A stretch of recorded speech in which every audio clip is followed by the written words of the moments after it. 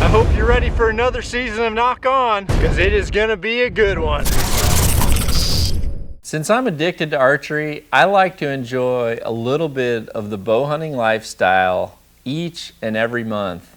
And I also like to compile a beast buffet for you guys each and every year that's just a non-stop compilation of a lot of things that went down from either me or the Nock On crew. And that's what this episode is gonna be all about.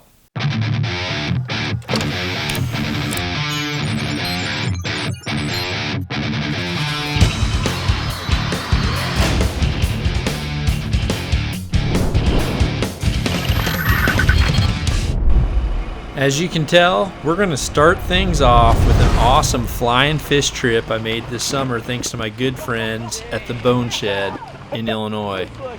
I took my family, Little Dud, Sharon, and my good friends from Oklahoma, the Sharp family, for this awesome adventure. And let me tell you, this is something that if you haven't done it before, you need to try it at least once, because it is non-stop action.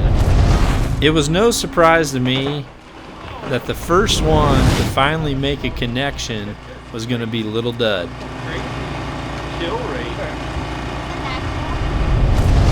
The next one to connect was my good buddy P-Dubs. He made an awesome shot.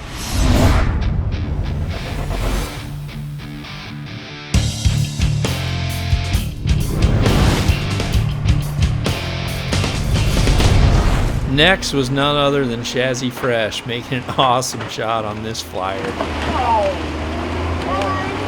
Got one! Nice, babe! Nice one. It's a real nice one. Oh, that's alright. Oh well, get the next one. You got it. Next to connect was my good buddy Dr. Patrick Sharp. And once he had his sights figured out, from there we were just shooting until we couldn't do it no more. Oh! I got it. Did you? Yep. Awesome. I got that. Tearing it up. It's the hoist. By this point of the summer, my right arm had healed pretty good. I hadn't technically got my release yet, but I had to give this a try. Got him. You got him.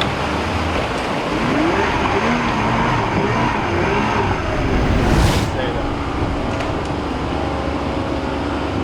Out by the tail. Perfect shot. Came right off. Spin. I love that. Did you get that? Oh yeah.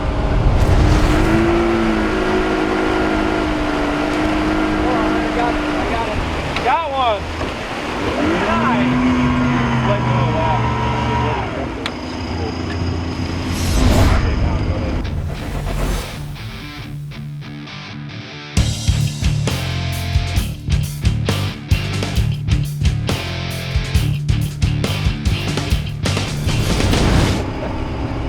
You want to hold it for your picture? You're good.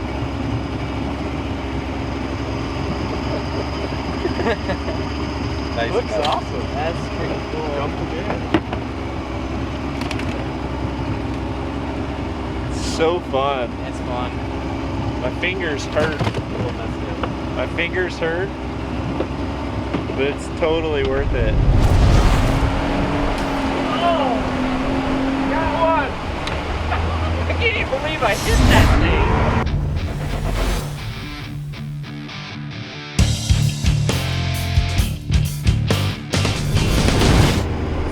my arrow went exactly where I was wanting it to, but it seems impossible that it did. They like come up and you're just looking at their right behind their head and you're thinking, I'd love it if my arrow goes there. And it freaking went right there. That is sweet. Oh, I got one. Woohoo! Nice. It like went through them like butter too.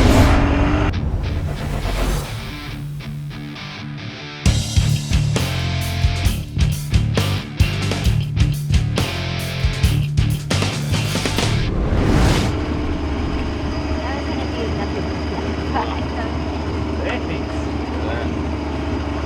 Asian carp. I got one.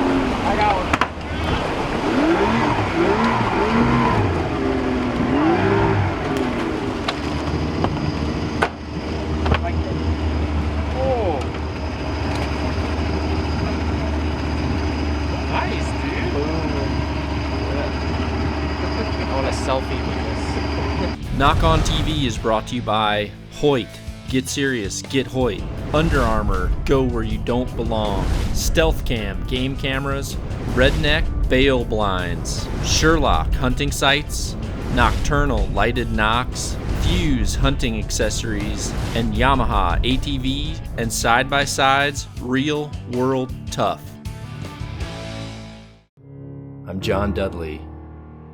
I'm an archer. I'm a bow hunter.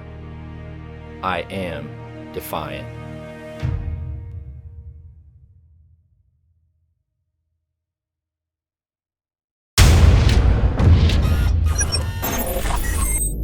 Dead Center. For this Dead Center segment, I want to talk with you about a little novelty trick that I had to learn as a target archer, but this is also one that you could use yourself at home with any of your friends, and you could probably even win a bet on it. So what I learned at a tournament was that if you're really close to a target, 5 yards or less, you're going to find out that you actually have to aim much differently on a target than what you would expect. A lot of people would decide that if they have their top pin sighted in at 20 yards and they're closer, that they actually need to aim low. And that's exactly the opposite of what you want to do, because your arrow up close hasn't risen enough to actually meet up with where that sight is. When you shoot really close, just like this, your arrow will actually hit low. So I'll give you a look right here. I'm going to aim at that center dot over on the right, or in the right center, I should say. And I'm going to use my 20-yard pin.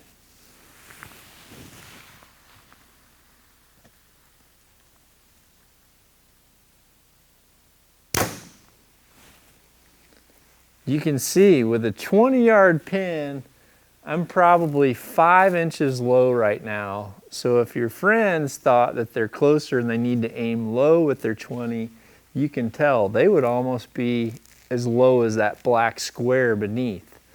Now what you need to do, if you're at about 3 yards, and you'll have to try this out, but I know with my bow at 3 yards, my 50-yard pin is actually the one that I need to put me in the center of that dot. And what you'll learn is if you're a little bit closer, you might have to have even a further pin. The closer you get, if I took a step forward, I may need my 60 or my 70-yard pin. So this is something that you could practice at the house and easily win a bet with your buddies. So 3 yards, 50-yard pin.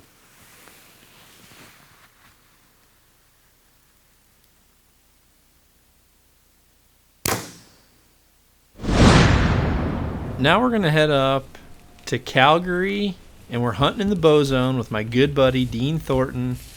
And if any of you watched last year's season of the show, this scene right here looks pretty darn familiar. Only last year he had 3 bulls this close to his bail blind. Dean hunted hard throughout the season, saw some awesome bulls, but just never had anything come close enough for a shot, and ended up getting really late into the season before he finally had an opportunity at a legal bull.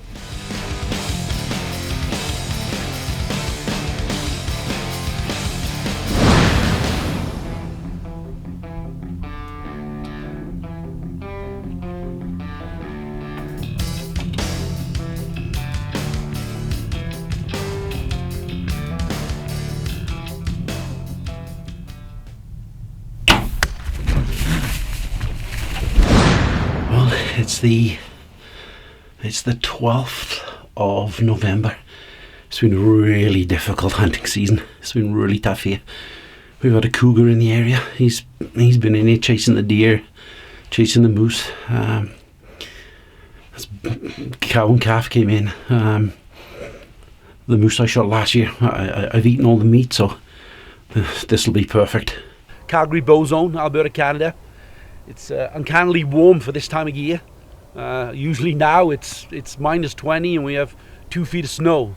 I came in yesterday, got in the redneck bale blind around about 3 o'clock. I was hoping for a nice whitetail. There's been some real nice whitetails traveling through the area. This guy came into the field, gave me like a 35-yard quartering away shot. Couldn't resist it. These moose, they're delicious. So an old hog spider, Eastern to torch arrows. I'm shooting the new Rage broadheads. The Rage did the trick. Like I say, it was a 35-yard shot. It only went 30 yards of recovery. So no, I'm pretty pumped. There's some good whitetails in the area. I have 2 weeks left, so hopefully I'll knock down a nice whitetail. Nock on.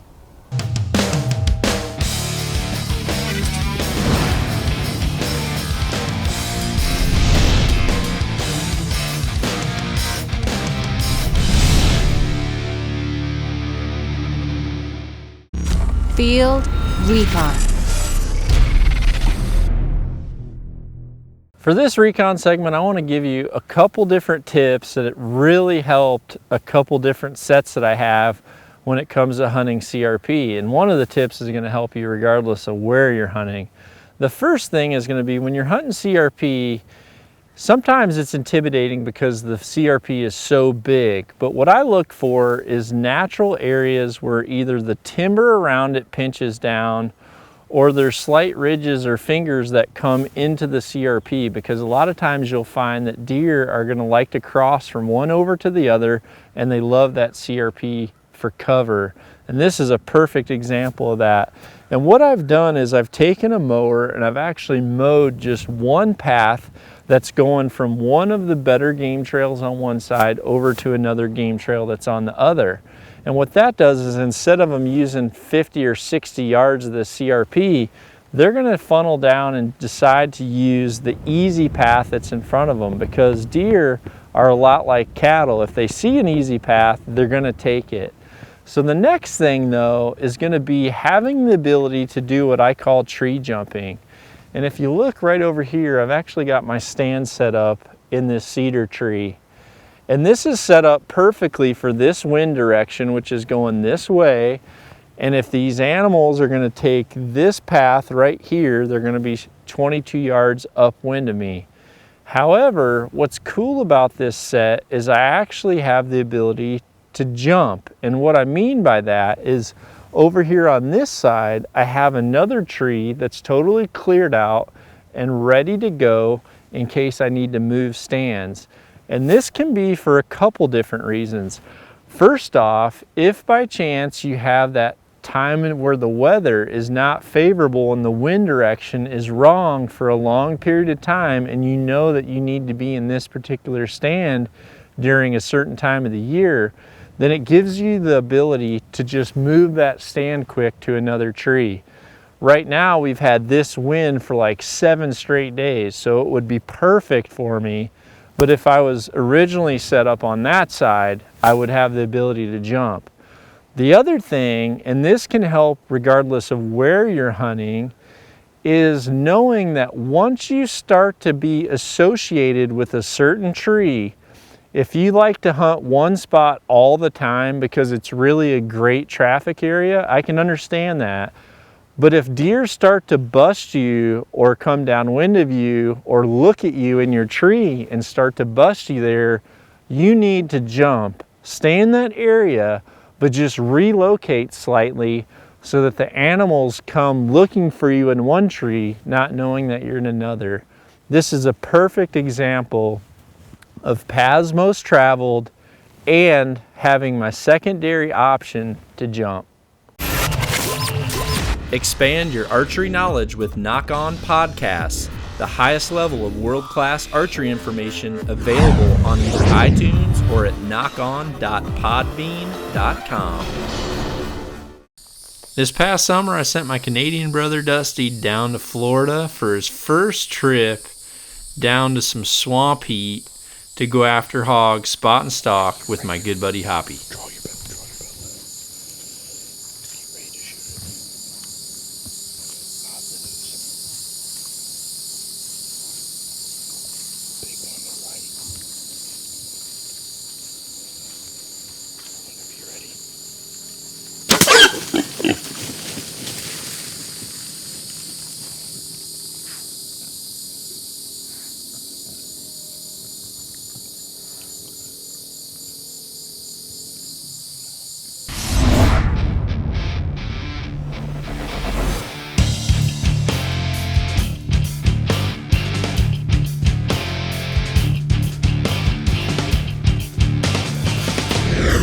Down here in Florida, Osceola Outfitters. First time in Florida, actually. First hog in about 10 years, and first kill with the new carbon spider. So, a lot of firsts this morning. Made a great stock up on about 8 pigs. They were all feeding away, had no clue we were there. Got within about 5 yards of this thing. Let her rip. Didn't make it 40 yards. Couldn't have gone any better. Have to thank my guide. Did an awesome job getting me up on him. Nock on.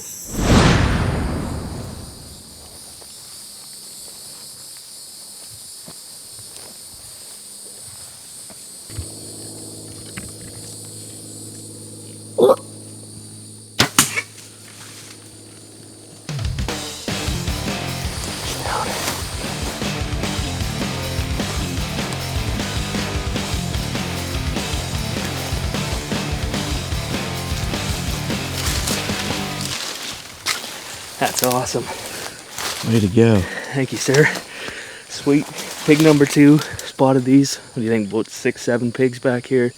Made a good stock. Seen some deer. Thought they busted us, but everything worked out good. Walked up 20 yards.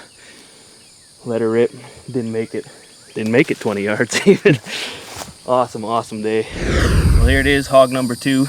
Couldn't be happier here with Osceola Outfitters. Just good food, good people, good camp, and animals everywhere. It's been awesome, just seeing stuff all over the place. Having a great time. Hopefully we can keep this going, get a few more down, and get some more film for you guys. Nock on. Hey everybody, want to join the Nock On Nation? Go to nockonarchery.com to see our entire line of trendy Nock On gear. Enter promo code SHOWFAN and get a free signed photo from Dud. nockonarchery.com. Well, it's going to be hopefully a good evening. I've got a redneck blind that I've kind of left for the late season. I'm going to get in there, try to be as quiet as I can. I've got snow on the ground. It's always tricky getting in there. I'm going to get in real early and see what happens. I got a late season buck tag and a doe tag I'm still looking to fill. So hopefully tonight's a good night. At last light, this old doe came in and I noticed that she had a really bad limp and actually had something lame on her front leg. So I decided that this was going to be the doe that I put my tag on.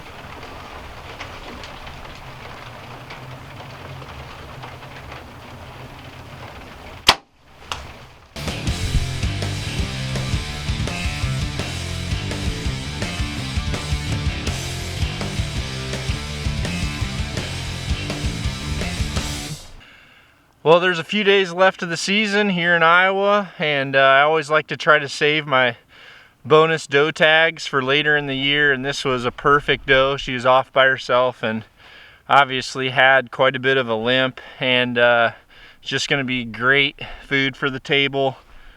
Super shot with my new Hoyt Carbon Defiant 31, and I was using that Easton FMJ 6mm. Couldn't be happier. Nock and ready to rock. I'm going to show you how to properly cut your arrow shaft and also install your component. Now what you're going to want to make sure is that you have a certified arrow cutting saw. Do not try to make something yourself. You need to make sure, for safety reasons for sure, you have a saw made specifically for arrows.